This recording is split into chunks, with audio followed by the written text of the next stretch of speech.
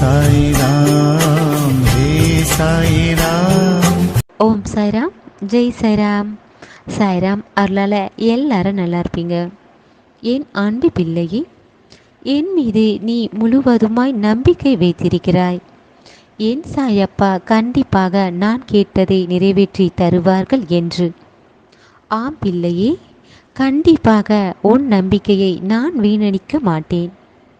நிச்சயமாக நீ என்னிடம் கேட்டதை தரப்போகிறேன். இனி வரும் காலங்கள் நீ மாற்றத்தை காண்பாய். நீ நினைக்கலாம், ஏன் என் வாழ்க்கையில் மட்டும் இவ்வளவு கஷ்டங்கள் எல்லாம் நடக்கிறது? மற்றவர்களை நம்பி இருக்கும் போது அவர்கள் மீது உண்மையான அன்பு காட்டுகிறேன். அந்த அன்பு நிலையாக இருக்காமல் பாதியில் என்னை விட்டு விலகி சென்று விடுகிறார்கள். எந்த பக்கம் சென்றாலும் ஏமாற்றமும் நம்பிக்கை துரோகமும் மன வலிகளும் தான் இருக்கிறது என்று சொல்கிறாய். பிள்ளையே, நீ மிகவும் வருத்தத்தில் இருக்கிறாய். நீ யாரிடம் அன்பு வைத்தாலும் சரி, நீ அன்பு வைப்பவர்கள் நல்லவர்களா இல்லை பாதியில் விட்டு செல்வர்களா என்று நீதான் தெரிந்து கொள்ள வேண்டும்.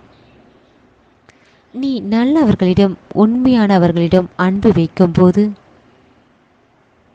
உனக்கு நிம்மதி தருகிறது.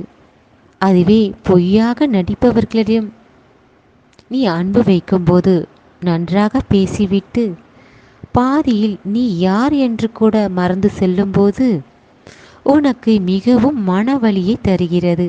பிள்ளையே, அவர்களே உன்னிடம் வந்து பேசுகிறார்கள். பிறகு அவர்களே உன்னை கண்டும் காணாமல் செல்கிறார்கள். அப்படித்தானே பிள்ளையே? அவர்களிடம் உன் நியாயத்தை கேட்கும்போது உன்னை விட்டு விலகி செல்வதற்கு உன்னை குறை சொல்கிறார்கள்.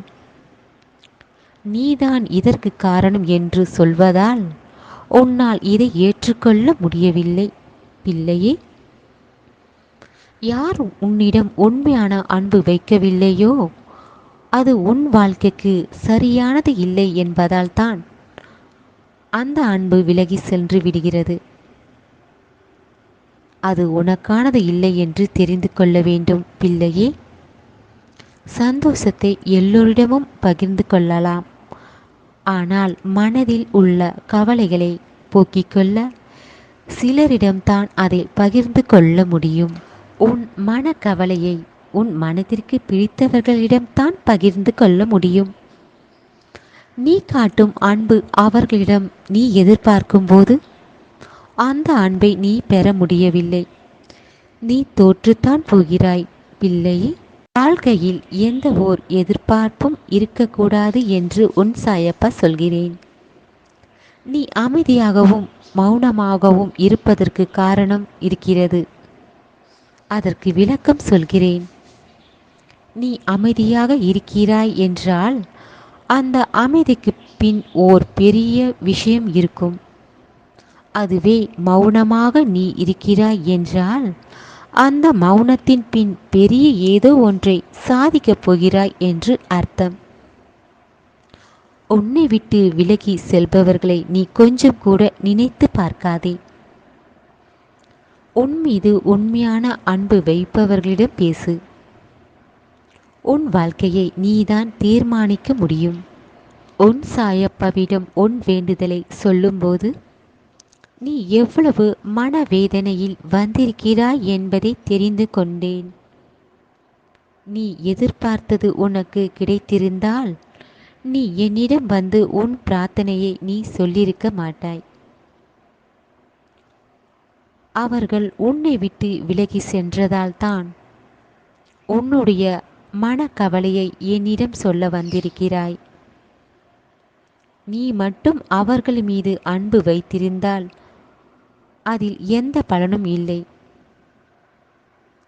இனிமேல் எல்லாவற்றையும் புரிந்து கொண்டு யாரிடமும் நீ ஏமாந்து விடக்கூடாது. நீ தெளிவாக இருக்க வேண்டும் என் பிள்ளையே. உன் மனவலிகள் எல்லாம் சரியாக வேண்டும் என்றால் இதற்கு யார் காரணமோ அவர்களை விட்டு விலகியே இருப்பதே நல்லது. நடந்ததையே நினைத்து கொண்டு அதையே யோசித்து கொண்டு அழுது கொண்டிருக்கும் போது தான் உன் மனதில் இருந்து மறையாமல் இருக்கிறது. உன்னை புரிந்து கொள்ளாதவர்களை நினைத்து கொண்டு உன் மகிழ்ச்சியை ஏன் கெடுத்துக் கொள்கிறாய்? தேவையில்லாமல் யோசித்து கொண்டும் மற்ற வேலைகளின் மீது கவனத்தை செலுத்த மறந்து விடுகிறாய்.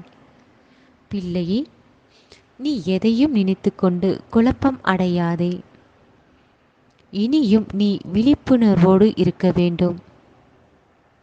உண்மையான அன்பு வைத்தவர்கள் நீ கேட்டதை விட நீ கேட்காததை நீ உன் மகிழ்ச்சிக்காக செய்து தருவார்கள்.